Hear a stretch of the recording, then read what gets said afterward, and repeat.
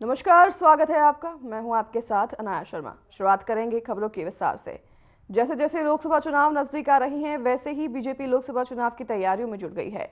लोकसभा चुनाव की तैयारी को लेकर प्रदेश चुनाव प्रबंधन समिति की बैठक हुई, जहां बीजेपी प्रदेश कार्यालय से बैठक का आयोजन किया गया। इस दौरान मुख्यमंत्री नायब सैनी बैठक में मौजूद रहे और पूर्व मुख्यमंत्री मनोहर लाल भी बैठक में शामिल रहे।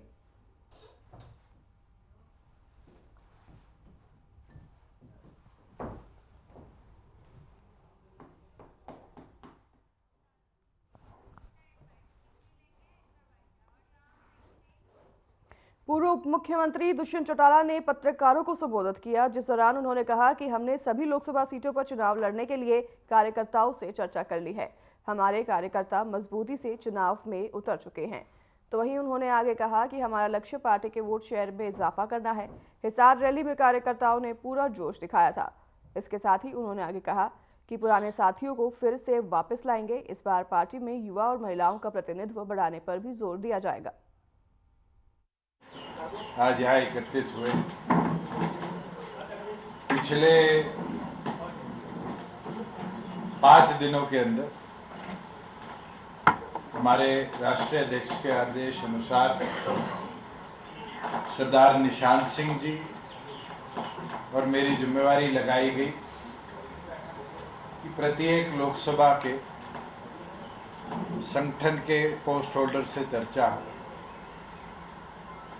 बड़े संक्षेप में 10 की 10 लोकसभा के साथियों से हमने चर्चा करी है और कल से 19 तारीख से 23 तारीख तक पूरे हरियाणा प्रदेश के प्रत्येक हलके के अंदर भी हलका के पदाधिकारियों के साथ हमारे लगाए प्रभारी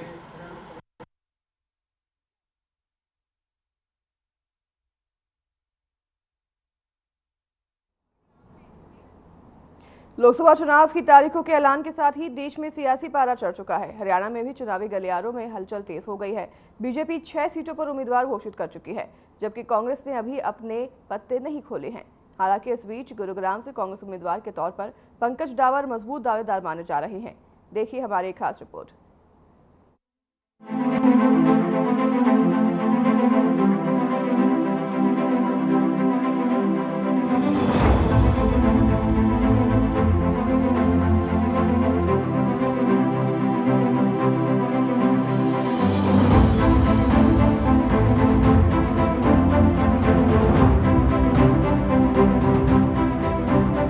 हरियाणा की 10 लोकसभा सीटों पर 25 मई को चुनाव होगा।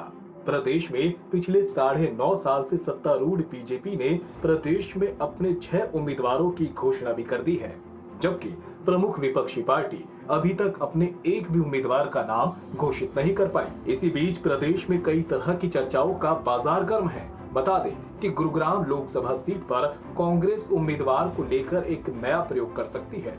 इसी को लेकर कांग्रेस गुरुग्राम सीट पर किसी गैर यादव उम्मीदवार पर दांव खेल सकती है। प्रदेश में वोटर्स के हिसाब से सबसे बड़ी लोकसभा सीट गुरुग्राम पर कांग्रेस के कई दावेदारों के नाम सामने आ रहे हैं, जिसमें से कुछ यादव हैं तो कुछ नॉन यादव। वहीं गुरुग्राम सीट महेंद्रगढ़ से अलग होकर 2009 के लोकसभा चुनाव से अस्तित्व में आई थी। अभी तक इस सीट पर 3 बार चुनाव हुए, जिसमें तीनों बार केंद्रीय राज्य मंत्री राव इंद्रजीत सिंह विजयी रहे हैं। 2009 में राव इंद्रजीत कांग्रेस की टिकट पर ही लोकसभा चुनाव जीते थे, जबकि 2014 और 2019 में बीजेपी से राव इंद्रजीत को कामयाबी मिली थी। यूं तो गुरुग्राम लोकसभा सीट से दावेदार बड़ी संख्या में हैं, लेकिन अहिर समाज से कैप्टन अजय यादव और राव दान सिंह बड़े दावेदार हैं। बता दें कि वो गुरुग्राम के अलावा भिवानी महेंद्रगढ़ सीट से भी दावेदार हैं। इसी को लेकर गुरुग्राम या फिर भिवानी से उनका लोकसभा चुनाव लड़ना तय माना जा रहा है। दूसरी तरफ पंजाबी समाज से आने वाले पंकज डावर को भी गुरुग्राम लोकसभा सीट से चुनाव लड़ने का दावेदार माना जा रहा है। पंकज डावर ग्राउंड से लेकर सोशल मीडिया पर एक्टिव रहते हैं और अलग अलग मुद्दों पर सरकार की आलोचना करते रहते हैं। इतना ही नहीं, पंकज डावर की छवि एक समाजसेवी के रूप में भी है। अपने सामाजिक कार्यों के चलते वे लोगों में भी काफी पकड़ बनाए हुए हैं। दूसरी तरफ गुरुग्राम और आसपास में होने वाले कांग्रेस के कार्यक्रमों में भी वे बढ़ चढ़कर आगे रहते हैं। वहीं हरियाणा कांग्रेस के कार्यकारी अध्यक्ष जितेंद्र भारद्वाज को भी गुरुग्राम सीट से दावेदार माना जा रहा है, जो ब्राह्मण समाज से आते हैं। फिल्म अभिनेता राज बब्बर, जो अभी तक यूपी से लोकसभा चुनाव लड़ते रहे हैं, उनके बारे में भी कहा जा रहा है कि कांग्रेस उन्हें गुरुग्राम लोकसभा सीट से मौका दे सकती है। वैसे भी राज बब्बर पंजाबी समाज से आते हैं और इस समाज के मतदाता गुरुग्राम लोकसभा सीट पर अच्छी खासी संख्या में हैं। अभी तक कांग्रेस ने अपने पत्ते नहीं खोले हैं, लेकिन कयास लगाए जा रहे हैं कि इस बार पंकज डावर की दावेदारी पक्की मानी जा रही है। हालांकि कांग्रेस आलाकमान के दिल में क्या है, ये तो उम्मीदवारों के नाम के ऐलान के बाद ही पता चलेगा। Bureau report.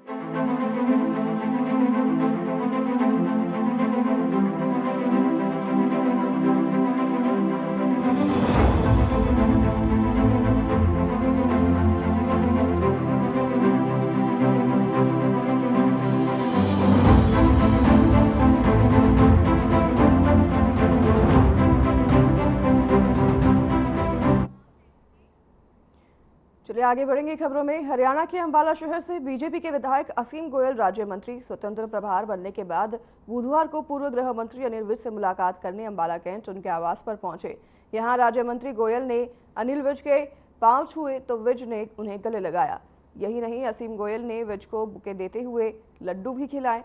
तो वहीं पूर्व मंत्री ने असीम गोयल को राज्य मंत्री बनने पर शुभकामनाएं दी।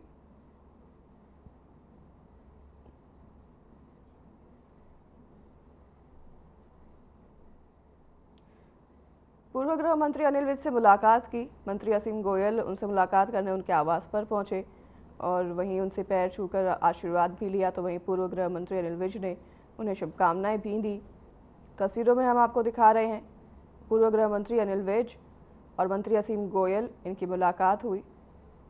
पूर्व गृह मंत्री अनिल विज के आवास पर मंत्री असीम गोयल उनसे मिलने पहुंचे थे।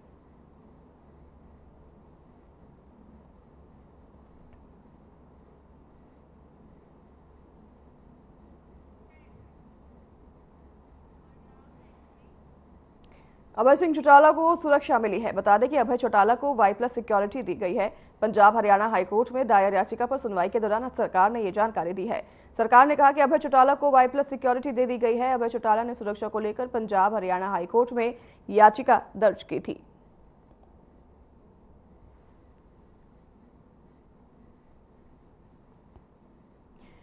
अभय चौटाला के याचिका दर्ज करने के बाद उनको Y+ सिक्योरिटी दे दी गई है। आपको बता दें कि अभय चौटाला ने अपनी सिक्योरिटी के लिए याचिका दर्ज की थी, जिसके बाद उन्हें Y+ सिक्योरिटी सरकार के द्वारा दे दी गई है। इनेलो के विधायक हैं अभय चौटाला, जिनको Y+ सिक्योरिटी दी गई है। हाईकोर्ट में सुनवाई के दौरान सरकार ने ये जानकारी दी। वहीं सुरक्षा को लेकर कोर्ट में अभय चौटाला ने याचिका लगाई थी, जिसके बाद उन्हें Y+ सिक्योरिटी दे दी गई है।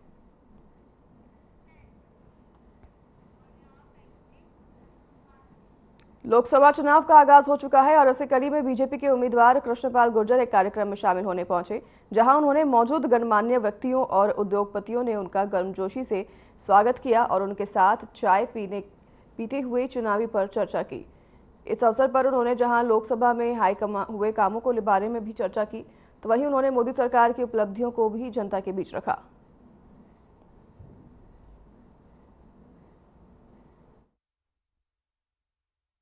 देखिए शर्मा जी, मैंने जीवन में चुनाव बहुत लड़े हैं और बहुत लोगों को लड़ते हुए देखा है, लेकिन ये इस बार का चुनाव एक अलग किस्म का चुनाव है।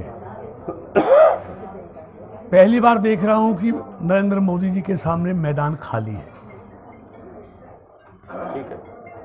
कांग्रेस के बड़े बड़े नेता चुनाव का मैदान को छोड़कर भाग रहे हैं, टिकट वापस कर रहे हैं, लड़ने की हिम्मत नहीं जुटा पा रहे हैं। मतलब चुनाव से पहले ही उन्होंने हार स्वीकार कर ली है। ये मैंने अपने जीवन में इस चुनावी क्षेत्र में पहली बार देख रहा हूं।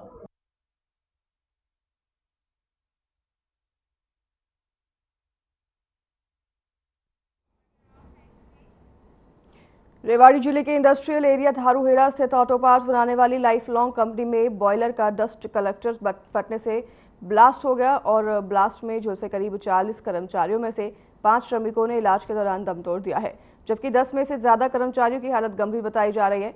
बता दें कि 18 कर्मचारी रोहतक पीजीआई के तो कुछ दिल्ली के सफदरगंज अस्पताल में भर्ती हैं। इस हादसे में कुल 40 कर्मचारी झुलसे थे। इनमें 10 श्रमिक रेवाड़ी ट्रॉमा सेंटर, 20 कर्मचारी पीजीआई रोहतक और 4 को दिल्ली के सफदरगंज अस्पताल में भर्ती कराया गया था, जबकि धारूहेड़ा के अस्पताल भर्ती 5 और रोहतक पीजीआई में भर्ती 1 श्रमिक को इलाज के बाद हालत ठीक होने पर अस्पताल से छुट्टी मिल चुकी थी। वहीं हादसे में झुलसे कर्मचारी की माने तो बताया गया कि हादसे के वक्त कंपनी में लगा बड़ा इमरजेंसी गेट बंद था। इसकी वजह से आग लगने के बाद कर्मचारी उसमें फंस गए। दिनांक 16 मार्च को जो लाइफ लॉन्ग कंपनी है धारूहेड़ा में, इसमें जो डस्ट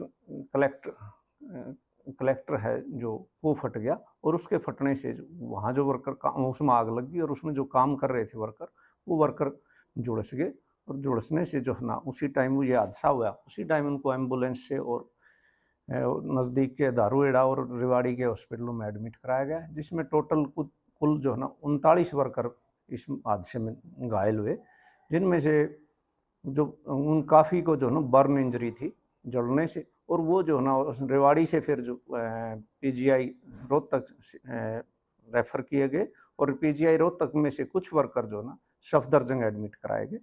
जो इलाज के दौरान इनमें से 5 वर्कर की जो है ना डेथ हो गई है।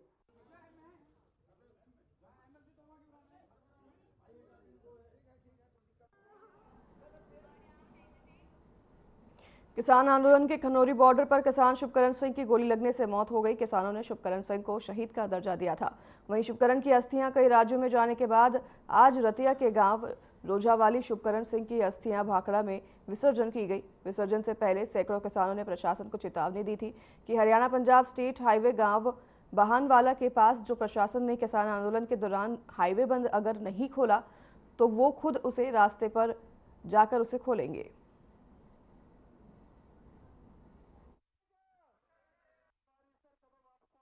के ऊपर रास्ता बंद किया हुआ है, आपने ऐलान किया था भी इसको खुलवाएंगे आज। हाँ, हमारी यूनियन की तरफ से ये कॉल दी गई थी कि भाई शुभकरण जी की पवित्र अस्थियाँ विसर्जित करने के बाद हम उस जो ये रोड जाम किया हुआ है बेमतलब, क्योंकि इस रोड से ना तो किसी यूनियन की कॉल थी कि इस रास्ते से हम आएंगे और ना ही पूरे 1 महीने से कोई आया। और जो हमारे हरियाणा के भी परली साइड में गांव हैं जिनको रोज रतिया फतेहाबाद जाना होता है, उनके लिए ये बहुत बड़ी दिक्कतें थी। जो साइड में छोटी सड़कें थी वो सारी टूट चुकी है। तो ये हमारी कॉल थी आज, लेकिन अभी यहाँ पर जब हम अस्थि विसर्जित करने के लिए श्रद्धा सुमन अर्पित कर रहे थे,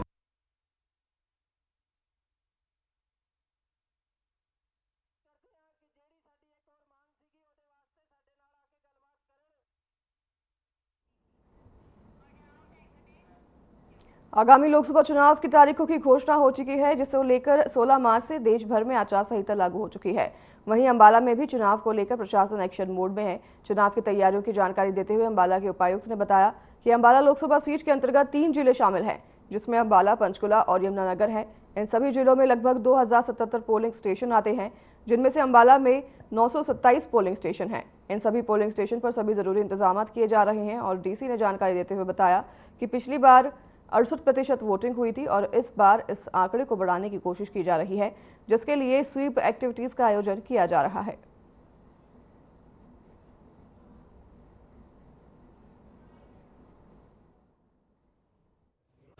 जैसा कि आपको पता है कि अब 16 तारीख से आचार संहिता पूरे कॉन्स्टिट्यूएंसी के लिए लगा दी गई है, तो इसके लिए प्रशासन के द्वारा पूरे प्रबंध कर दिए गए हैं। मैं कुछ फैक्ट्स आपकी जानकारी के लिए बता देता हूं कि अंबाला जो कॉन्स्टिट्यूएंसी है इसमें 3 डिस्ट्रिक्ट आती हैं, पंचकुला, अंबाला और यमुनानगर। टोटल मिलाकर के तीनों जिलों के पोलिंग स्टेशंस बनते हैं 2077, जिसमें से 45% पोलिंग स्टेशंस यानी कि 927 पोलिंग स्टेशंस अकेले अंबाला डिस्ट्रिक्ट में आएंगे। तो अभी सभी पोलिंग स्टेशंस के ऊपर हमने चेक करवा लिया है और आगे भी लगातार इसमें प्रोसेस रहेगी कि सभी पोलिंग स्टेशन पर एश्योर्ड मिनिमम फैसिलिटीज़ का प्रबंध रहे, जिसमें रैंप की सुविधा, पीने के पानी की सुविधा, इलेक्ट्रिसिटी सप्लाई और किसी भी उसको वोटिंग कराए जाने के लिए जो बेसिक इंफ्रास्ट्रक्चर वहाँ पर जरूर मौजूद रहे।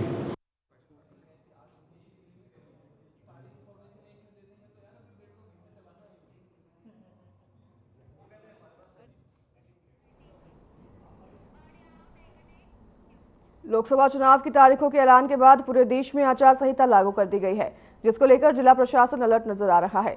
इसी क्रम में अंबाला से राजनीतिक प्रचार वाले पोस्टर और बैनर हटाए जा रहे हैं। इसके साथ ही जिले में शांतिपूर्ण तरीके से चुनाव संपन्न कराने के लिए अंबाला पुलिस तैयारियों में जुट गई है।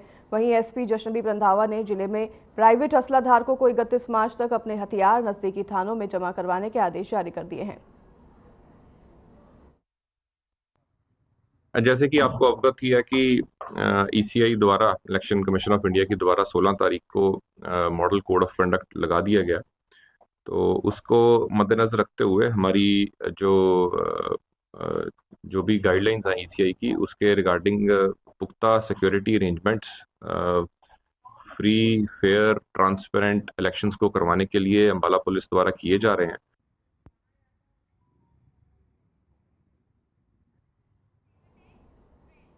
चलिए इस बीच रुकेंगे एक छोटे से ब्रेक के लिए, जल्द हाजिर होंगे आपके पास इस ब्रेक के बाद।